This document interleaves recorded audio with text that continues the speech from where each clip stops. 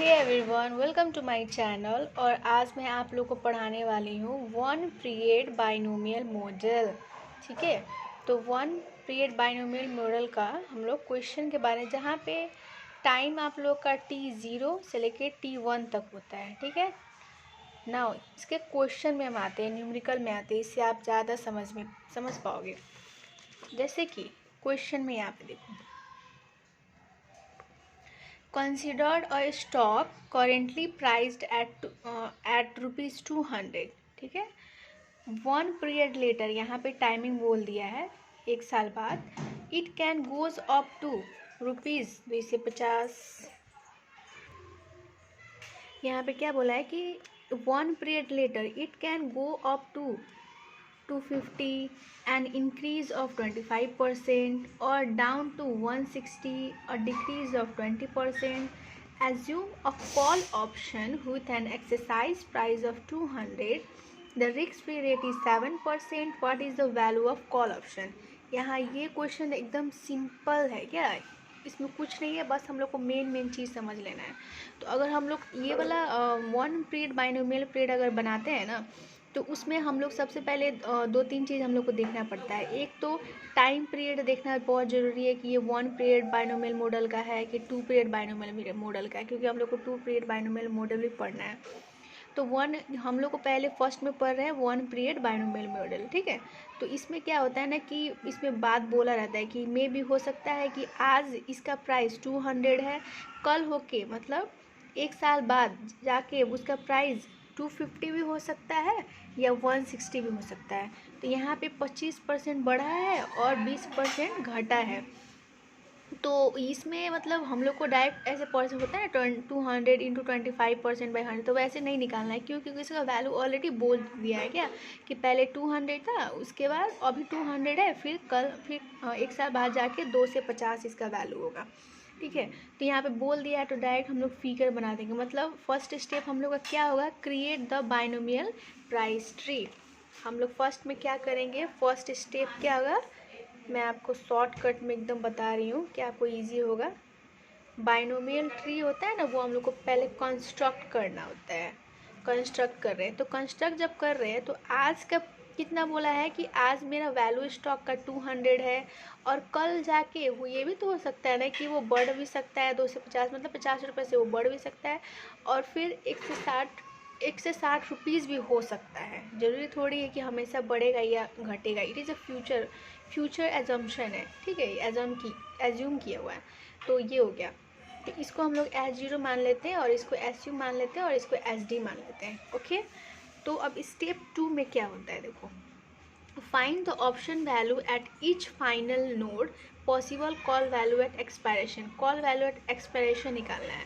ठीक है, तो सबसे पहले हम आपको ये सारा निकालने का कारण क्या है, तो सबसे पहले क्या करो ना कि आप फॉर्मूला लिख दो।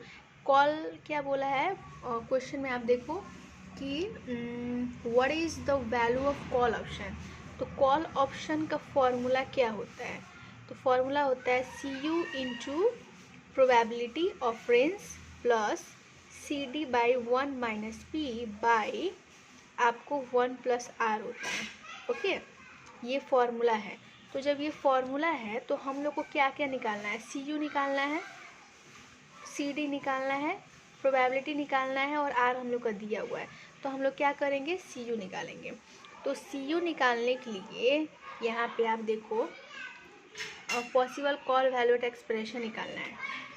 तो देखो CU का फॉर्मूला क्या दिया है, max SU minus exercise E for exercise price, और उसके बाद कॉमा 0। तो यहाँ पे क्या होगा, CU हम निकाल रहे हैं ना, तो मैक्स हम लोग का फॉर्मूला क्या है, मैक्स तो SU। ठीक है, तो SU हम लोग का ये दिया हुआ है, तो हम लोग यहाँ पे 2 से 50 SU माइनस फॉर्मूला में क्या है, यहाँ देखो एक्सरसाइज प्राइस। तो एक्सरसाइज प्राइस हम लोग का क्या दिया हुआ है, where is exercise price, yes with an exercise price of 200। तो हम लोग क्या यूज़ करेंगे, 200 करेंगे। ओके, तो यहाँ 200 और 0 तो घटा तो कितना आएगा, 50। तो ये पॉजिटिव है।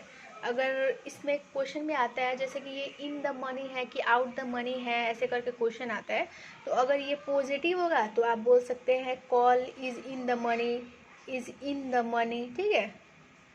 अगर ये इसका आंसर 0 आएगा, नेगेटिव आएगा, तो आप बोल सकते हैं कि it is out of money. Okay, तो आप देखो CD हम निकालने वाले हैं, तो इसका फॉर्मूला है मैक्स SD, ठीक है। तो SD माइनस एक्सरसाइज प्राइस कितना हुआ है 0, तो SD हम लोग का कितना है 1 से 60, एक्सरसाइज कितना है 2 से, तो ये तो चाइल्स माइनस में आएगा तो डायरेक्ट, और ये 0 है, ठीक है, तो माइनस में आएगा तो डायरेक्ट क्या करना है हम लोग इसको 0 लिखेंगे, ठीक है, क्योंकि यहाँ पे आगे मैक्स है, अगर कुछ भी नेगेटिव में आता है तो हम लोग 0 लिखते हैं। तो हम लोग का देखो CU भी हम लोग निकाल दिए और CD भी निकाल दिए, तो अब हम लोग क्या निकालेंगे, प्रोबेबिलिटी निकालेंगे, ठीक है। आप यहाँ पे एक बार देख लो, CU हम लोग निकाल दिए, CD निकाल दिए। स्टेप 3 में क्या किया है ना कि स्टेप 3 में डायरेक्ट फार्मूला लिख दिया है, find the option value at. Formula में क्या है कि ये CU into P, okay, sorry ये CU है, ओके, और ये P है, तो P इंटू CU प्लस, और ये आपका CD ये है, और 1 माइनस P, तो 1 माइनस P डायरेक्ट यहाँ पे निकाल दिया, इसलिए फॉर्मूला में इधर नहीं आया। अब आपको प्रोबेबिलिटी निकालना है, तो प्रोबेबिलिटी का फॉर्मूला क्या है 1 प्लस R, तो R का फॉर्मूला, R कितना हम लोग का दिया था 7%, तो हम लोग 7% लिख देंगे, ओके।